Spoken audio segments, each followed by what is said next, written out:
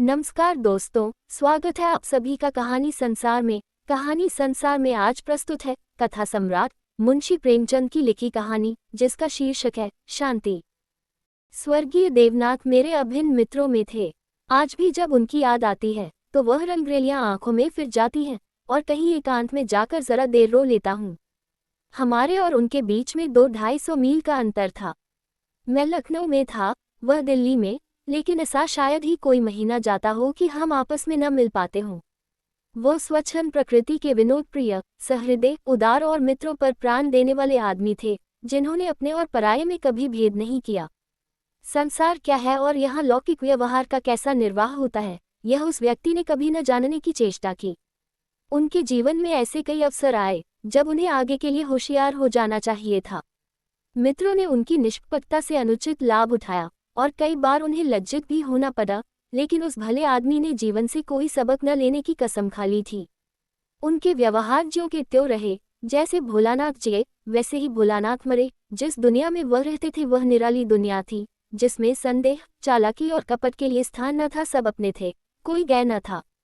मैंने बार बार उन्हें सचेत करना चाहा, पर इसका परिणाम आशा के विरुद्ध हुआ। मुझे कभी कभी चिंता होती थी कि उन्होंने इसे बंद न किया तो नतीजा क्या होगा। लेकिन विडंबना ये थी कि उनकी स्त्री गोपा भी कुछ उसी सांचे में ढली हुई थी। हमारी देवियों में जो एक चातुरी होती है, जो सदैव ऐसे उलंग पुरुषों की असावधानियों पर ब्रेक का काम करती है, उससे वह वंचित थी। यहाँ तक कि वस्त्राभूषण में भी उसे विशेष रुचि न थी। अतएव जब मुझे देवनाथ के स्वर्गारोहण का समाचार मिला और मैं भागा हुआ दिल्ली गया, तो घर में बर्तन भांडे और मकान के सिवा और कोई संपत्ति न थी। और अभी उनकी उम्र ही क्या थी जो संचय की चिंता करते। 40 भी तो पूरे न हुए थे। यूं तो लड़कपन उनके स्वभाव में ही था, लेकिन इस उम्र में प्रायः सभी लोग कुछ बेफिक्र रहते हैं। पहले एक लड़की हुई थी, इसके बाद 2 लड़के हुए। दोनों लड़के तो बचपन में ही दगा दे गए थे। लड़की बच रही थी, और यही इस नाटक का सबसे करुण दृश्य था।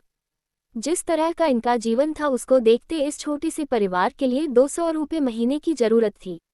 2-3 साल में लड़की का विवाह भी करना होगा। कैसे क्या होगा, मेरी बुद्धि कुछ काम न करती थी। इस अवसर पर मुझे ये बहुमूल्य अनुभव हुआ कि जो लोग सेवा भाव रखते हैं और जो स्वार्थ सिद्धि को जीवन का लक्ष्य नहीं बनाते, उनके परिवार को आड़ देने वालों की कमी नहीं रहती। यह कोई नियम नहीं है, क्योंकि मैंने ऐसे लोगों को भी देखा है जिन्होंने जीवन में बहुतों के साथ अच्छे सलूक किए, पर उनके पीछे उनके बाल बच्चों की किसी ने बात तक न पूछी। लेकिन चाहे कुछ हो, देवनाथ के मित्रों ने प्रशंसनीय औदार्य से काम लिया और गोपा के निर्वाह के लिए स्थायी धन जमा करने का प्रस्ताव किया। 2 एक सज्जन जो रणडुबे थे, उससे विवाह करने को तैयार थे, किंतु गोपा ने भी उसी स्वाभिमान का परिचय दिया जो हमारी देवियों का जौहर है और इस प्रस्ताव को अस्वीकार कर दिया। मकान बहुत बड़ा था, उसका एक भाग किराए पर उठा दिया। इस तरह उसको 50 रुपये माहवार मिलने लगे। वह इतने में ही अपना निर्वाह कर लेगी।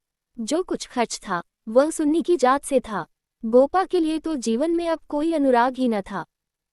इसके 1 महीने बाद मुझे कारोबार के सिलसिले में विदेश जाना पड़ा और वहां मेरे अनुमान से कहीं अधिक 2 साल लग गए।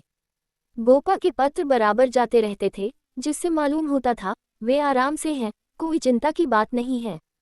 मुझे पीछे ज्ञात हुआ कि गोपा ने मुझे भी गैर समझा और वास्तविक स्थिति छिपाती रही। विदेश से लौटकर मैं सीधा दिल्ली पहुंचा। वार पर पहुंचते ही मुझे भी रोना आ गया।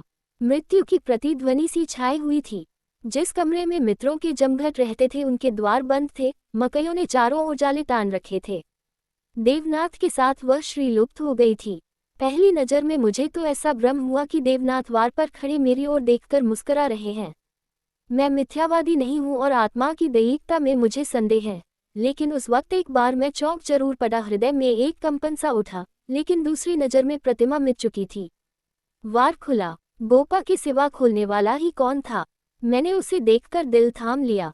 उसे मेरे आने की सूचना थी और मेरे स्वागत की प्रतीक्षा में उसने नई साड़ी पहन ली थी और शायद बाल भी गुंथा लिए थे, पर इन 2 वर्षों के समय ने उस पर जो आघात किए थे उन्हें क्या करती।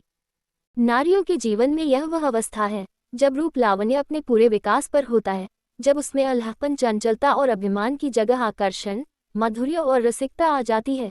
लेकिन गोपा का यौवन बीत चुका था। उसके मुख पर झुर्रियां और विषाद की रेखाएं अंकित थीं, जिन्हें उसकी प्रयत्नशील प्रसन्नता भी न मिटा सकती थी। केशों पर सफेदी दौड़ चली थी और एक एक अंग बूढ़ा हो रहा था। मैंने करुण स्वर में पूछा, क्या तुम बीमार थी गोपा? गोपा ने आंसू पीकर कहा, नहीं तो मुझे कभी सिर दर्द भी नहीं हुआ।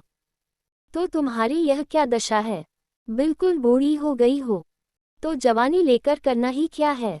मेरी उम्र भी तो 35 के ऊपर हो गई। 35 की उम्र तो बहुत नहीं होती। हाँ, उनके लिए जो बहुत दिन जीना चाहते हैं। मैं तो चाहती हूँ जितनी जल्द हो सके जीवन का अंत हो जाए। बस सुन्नी के ब्याह की चिंता है। इससे छुट्टी पा जाऊं, मुझे जिंदगी की परवाह न रहेगी। अब मालूम हुआ कि जो सज्जन इस मकान में किराएदार हुए थे वह थोड़े दिनों के बाद तब्दील होकर चले गए और तब से कोई दूसरा किराएदार न आया। मेरे हृदय में बर्छी सी चुभ गई। इतने दिन इन बेचारों का निर्वाह कैसे हुआ, ये कल्पना ही दुखद थी। मैंने विरक्त मन से कहा, लेकिन तुमने मुझे सूचना क्यों न दी? क्या मैं बिल्कुल गैर हूँ? गोपा ने लज्जित होकर कहा, नहीं नहीं, ये बात नहीं है। तुम्हें गैर समझूंगी तो अपना किसे समझूंगी? मैंने समझा परदेश में तुम खुद अपने झमेले में पड़े होंगे, तुम्हें क्यों सताऊं? किसी न किसी तरह दिन कट ही गए। घर में और कुछ न था तो थोड़े से गहने तो थे ही। अब सुनीता के विवाह की चिंता है। पहले मैंने सोचा था इस मकान को निकाल दूंगी, 20-22 हजार मिल जाएंगे, विवाह भी हो जाएगा और कुछ मेरे लिए बचा भी रहेगा। लेकिन बाद को मालूम हुआ कि मकान पहले ही रेहन हो चुका है और सूद मिलाकर उस पर 20 हजार हो गए हैं। महाजन ने इतनी ही दया क्या कम की कि मुझे घर से निकाल न दिया। इधर से तो अब कोई आशा नहीं है। बहुत हाथ पांव जोड़ने पर संभव है महाजन से 2-2.5 हजार मिल जाए। इतने में क्या होगा, इसी फिक्र में घुली जा रही हूँ। लेकिन मैं भी इतनी मतलबी हूँ, न तुम्हें हाथ मुंह धोने को पानी दिया, न कुछ जलपान लाए और अपना दुखड़ा ले बैठी। अब आप कपड़े उतारिए और आराम से बैठिए। कुछ खाने को लाऊं, खा लीजिए, तब बातें हों।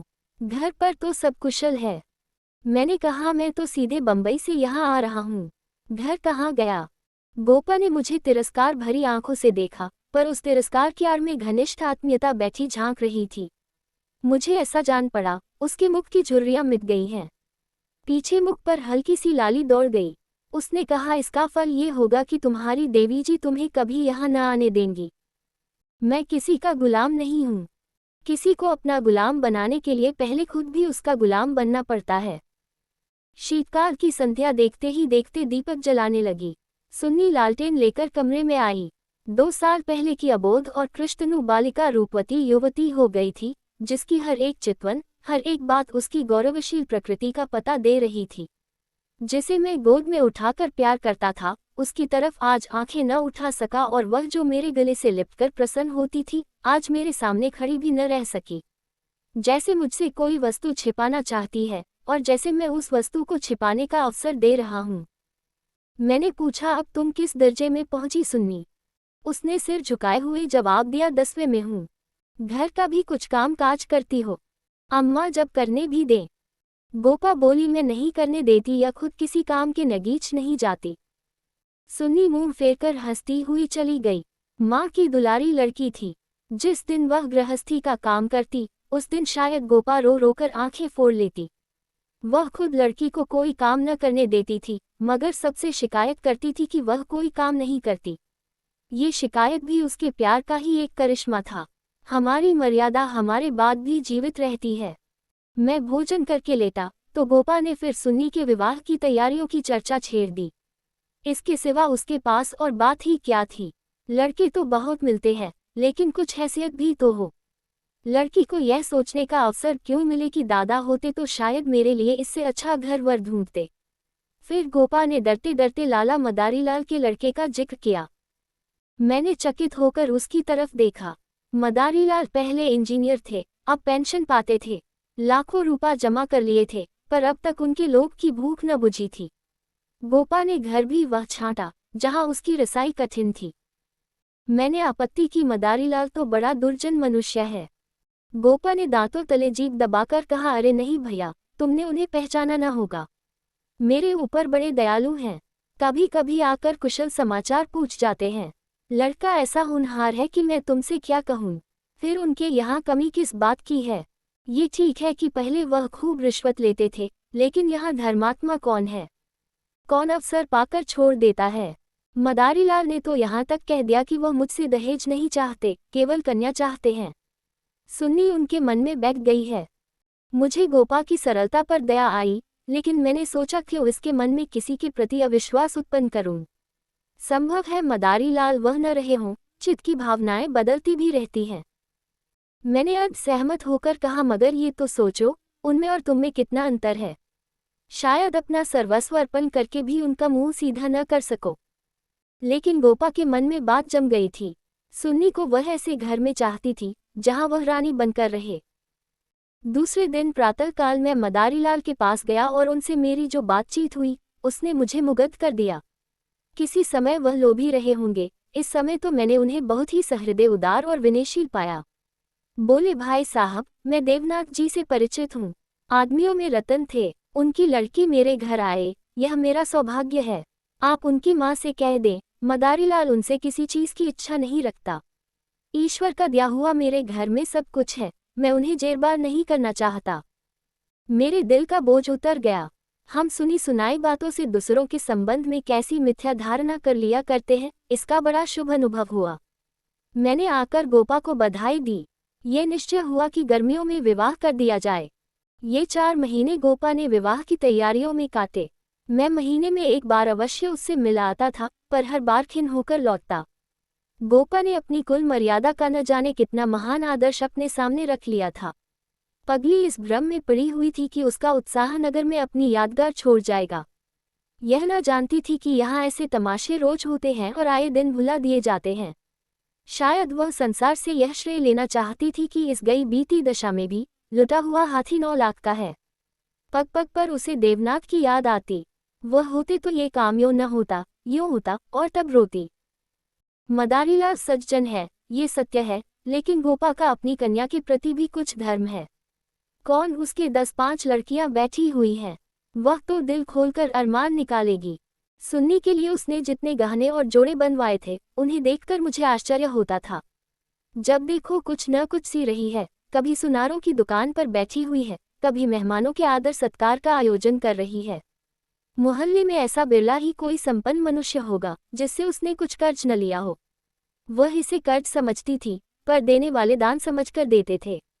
सारा मोहल्ला उसका सहायक था। सुन्नी अब मोहल्ले की लड़की थी।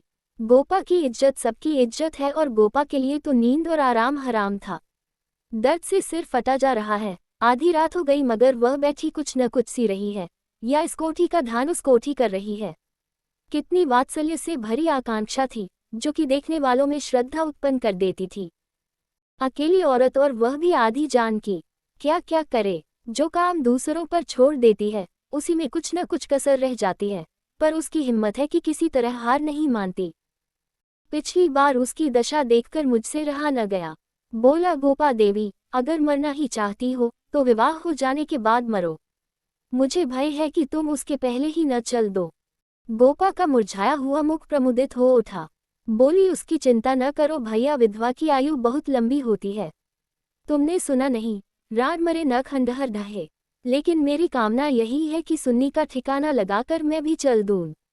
अब और जीकर क्या करूंगी, सोचो, क्या करूं? अगर किसी तरह का विघ्न पड़ गया तो किसकी बदनामी होगी। इन 4 महीनों में मुश्किल से घंटा भर सोती होंगी। नींद ही नहीं आती, पर मेरा चित्त प्रसन्न है।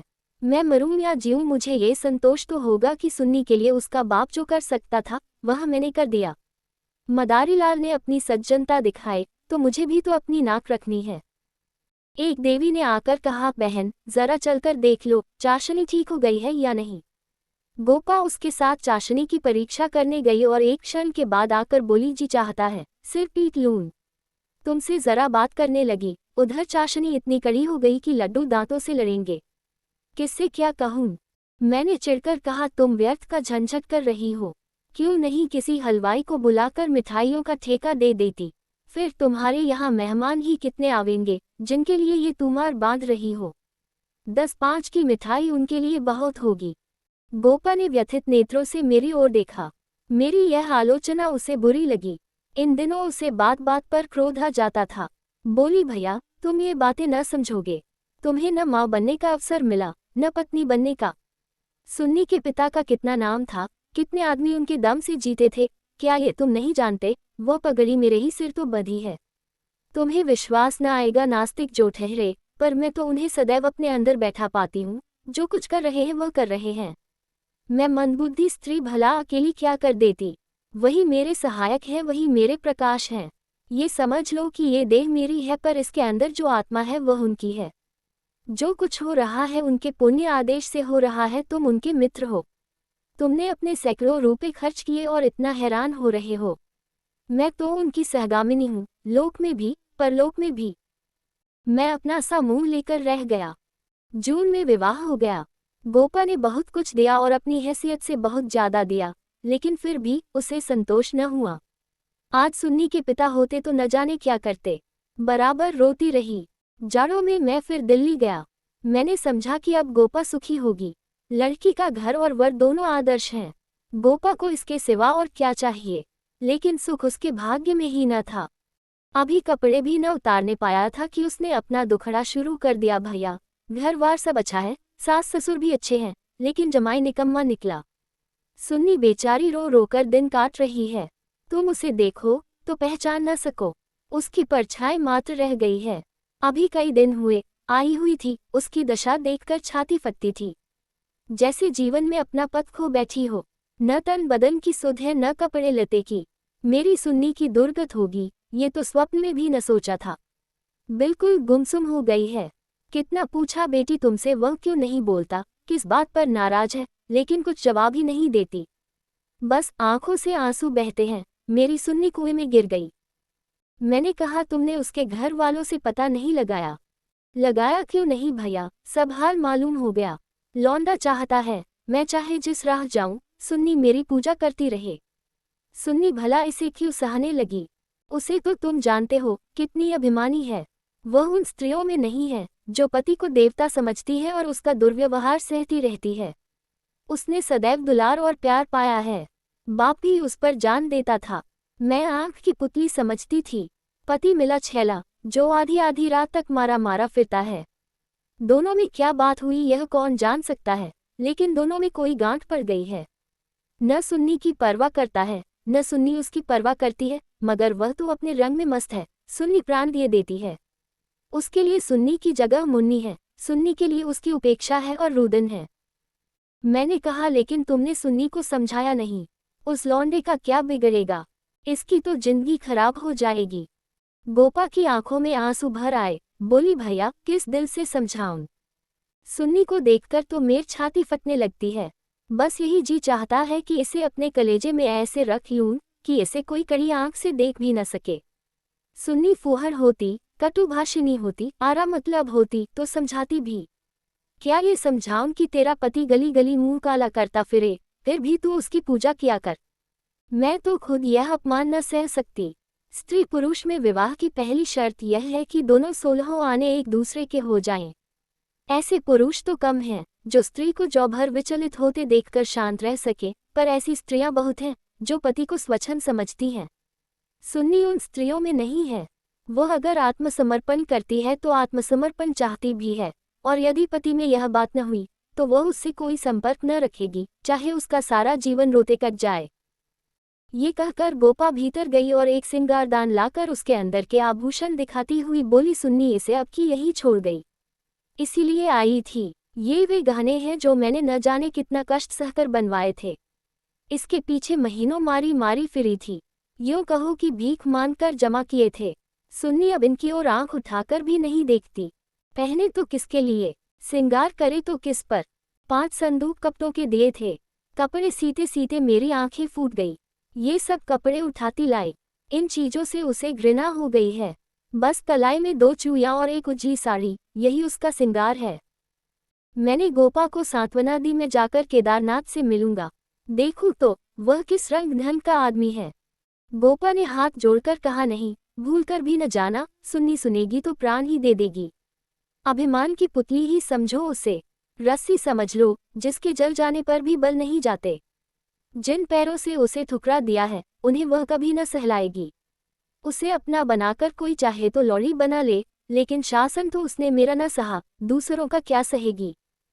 मैंने गोपा से उस वक्त कुछ न कहा, लेकिन अवसर पाते ही लाला मदारीलाल से मिला।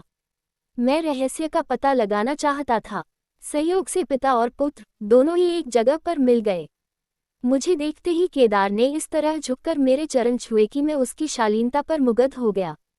तुरंत भीतर गया और चाय, मुरब्बा और मिठाइयाँ लाया। इतना सौम्य, इतना सुशील, इतना विनम्र युवक मैंने न देखा था। ये भावना ही न हो सकती थी कि इसके भीतर और बाहर में कोई अंतर हो सकता है। जब तक रहा सिर झुकाए बैठा रहा। उच्छृंखलता तो उसे छू भी नहीं गई थी।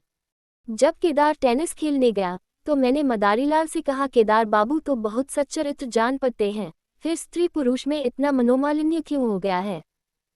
मदारीलाल ने एक क्षण विचार करके कहा, इसका कारण इसके सिवा और क्या बताऊं कि दोनों अपने माँ बाप के लाडले हैं और प्यार लड़कों को अपने मन का बना देता है।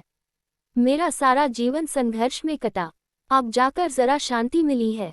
भोग विलास का कभी अवसर ही न मिला। दिन भर परिश्रम करता था, संध्या को पढ़कर सो जाता था। स्वास्थ्य भी अच्छा न था, इसलिए बार बार ये चिंता सवार रहती थी कि संचय कर लूं।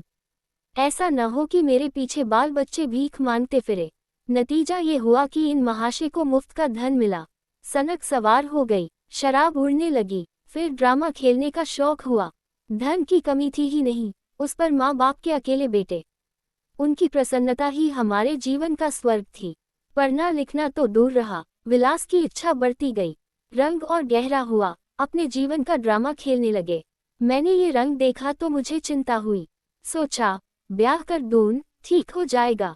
गोपा देवी का पैगाम आया तो मैंने तुरंत स्वीकार कर लिया। मैं सुन्नी को देख चुका था। सोचा, ऐसी रूपवती पत्नी पाकर इनका मन स्थिर हो जाएगा, पर वह भी लाडली लड़की थी, हठीली, अबोध, आदर्शवादिनी। सहिष्णुता तो उसने सीखी ही न थी। समझौते का जीवन में क्या मूल्य है, इसकी उसे खबर ही नहीं। लोहा लोहे से लड़ गया। वह अभिमान से पराजित करना चाहती है, यह उपेक्षा से, यही रहस्य है। और साहब, मैं तो बहू को ही अधिक दोषी समझता हूँ। लड़के प्राय मनचले होते हैं, लड़कियां स्वभाव से ही सुशील होती है और अपनी जिम्मेदारी समझती हैं। उसमें ये गुण ही नहीं। डोंगा कैसे पार होगा ईश्वर ही जाने। सहसा सुन्नी अंदर से आ गई, बिल्कुल अपने चित्र की रेखा सी, मानो मनोहर संगीत की प्रतिध्वनि हो। कुंदन तपकर भस्म हो गया था। मिटी हुई आशाओं का इससे अच्छा चित्र नहीं हो सकता। उलाहना देती हुई बोली, आप न जाने कब से बैठे हुए हैं, मुझे खबर तक नहीं, और शायद आप बाहर ही बाहर चले भी जाते। मैंने आंसुओं के वेग को रोकते हुए कहा, नहीं सुन्नी, ये कैसे हो सकता था, तुम्हारे पास आ ही रहा था कि तुम स्वयं आ गई। मदारीलाल कमरे के बाहर अपनी कार की सफाई करने लगे। शायद मुझे सुन्नी से बात करने का अवसर देना चाहते थे। सुन्नी ने पूछा, अम्मा तो अच्छी तरह हैं? हाँ अच्छी हैं। तुमने अपनी यह क्या गत बना रखी है? मैं अच्छी तरह से हूँ। ये बात क्या है? तुम लोगों में यह क्या अनबन है? गोपा देवी प्राण दिए डालती हैं, तुम खुद मरने की तैयारी कर रही हो। कुछ तो विचार से काम लो। सुन्नी के माथे पर बल पड़ गए, आपने नाहक यह विषय छेड़ दिया चाचा जी। मैंने तो ये सोचकर अपने मन को समझा लिया कि मैं अभागिन हूँ। बस उसका निवारण मेरे बूते से बाहर है। मैं उस जीवन से मृत्यु को कहीं अच्छा समझती हूँ जहाँ अपनी कदर न हो। मैं व्रत के बदले में व्रत चाहती हूँ। जीवन का कोई दूसरा रूप मेरी समझ में नहीं आता। इस विषय में किसी तरह का समझौता करना मेरे लिए असंभव है। नतीजे की मैं परवाह नहीं करती। लेकिन सिंगल कोट, नहीं चाचा जी, इस विषय में अब कुछ न कहिए, नहीं तो मैं चली जाऊंगी। आखिर सोचो तो। सिंगल कोट, मैं सब सोच चुकी और तय कर चुकी। पशु को मनुष्य बनाना मेरी शक्ति से बाहर है।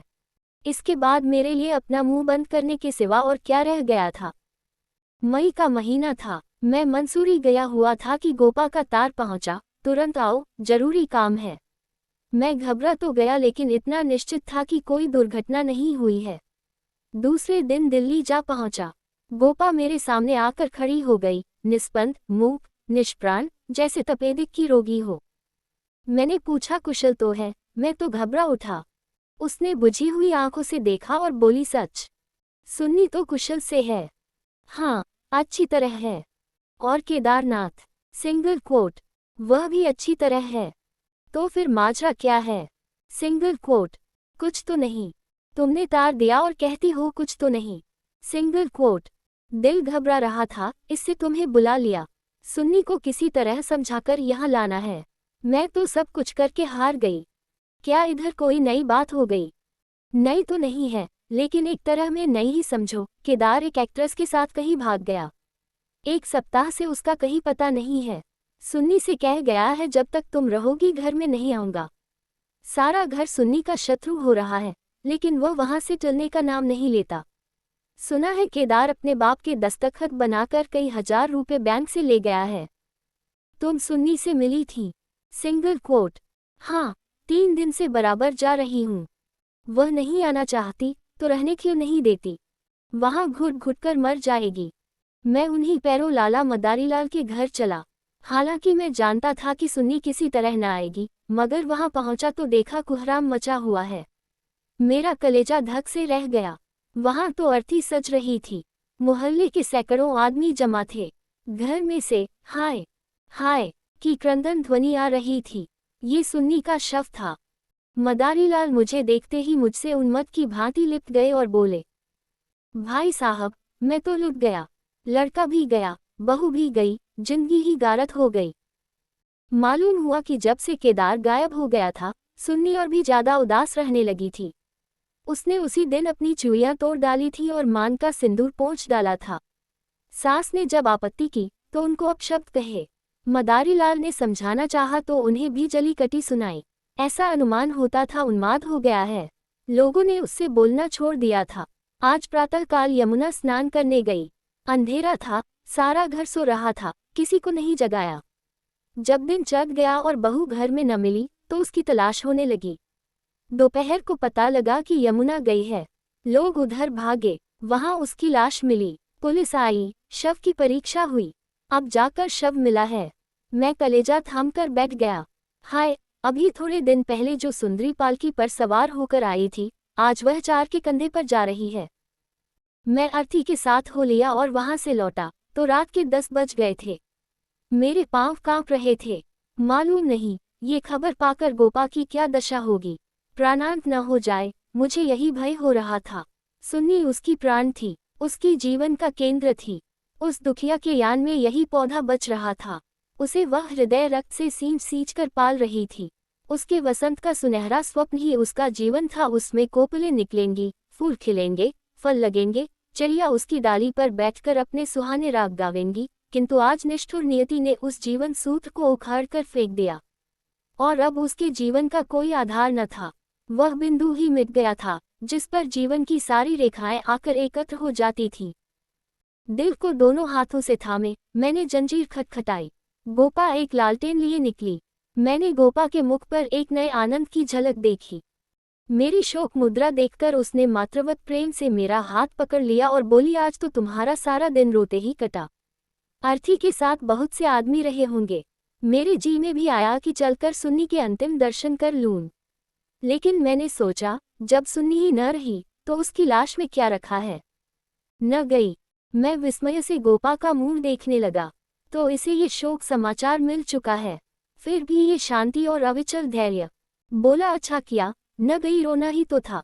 हाँ, और क्या, रोई यहाँ भी, लेकिन तुमसे सच कहती हूँ, दिल से नहीं रोई। न जाने कैसे आंसू निकल आए। मुझे तो सुन्नी की मौत से प्रसन्नता हुई। दुखिया अपनी मान मर्यादा लिए संसार से विदा हो गई, नहीं तो न जाने क्या क्या देखना पड़ता। इसलिए और भी प्रसन्न हूँ कि उसने अपनी आन निभा दी। स्त्री के जीवन में प्यार न मिले तो उसका अंत हो जाना ही अच्छा। तुमने सुन्नी की मुद्रा देखी थी। लोग कहते हैं, ऐसा जान पड़ता था मुस्कुरा रही है। मेरी सुन्नी सचमुच देवी थी। भैया, आदमी इसलिए थोड़े ही जीना चाहता है कि रोता रहे। जब मालूम हो गया कि जीवन में दुख के सिवा कुछ नहीं है, तो आदमी जीकर क्या करे। किस लिए जिए? खाने और सोने और मर जाने के लिए। यह मैं नहीं कहती कि मुझे सुन्नी की याद न आएगी और मैं उसे याद करके रोऊंगी नहीं, लेकिन वह शोक के आंसू न होंगे। बहादुर बेटे की माँ उसकी वीरगति पर प्रसन्न होती है। सुन्नी की मौत में क्या कुछ कम गौरव है? मैं आंसू बहाकर उस गौरव का अनादर कैसे करूं? वह जानती है, और चाहे सारा संसार उसकी निंदा करे, उसकी माता सराहना ही करेगी। उसकी आत्मा से यह आनंद भी छीन लूं। लेकिन अब रात ज्यादा हो गई है, ऊपर जाकर सो रहो। मैंने तुम्हारी चारपाई बिछा दी है, मगर देखो, अकेले पड़े पड़े रोना नहीं। सुन्नी ने वही किया जो उसे करना चाहिए था। उसके पिता होते तो आज सुन्नी की प्रतिमा बनाकर पूजते।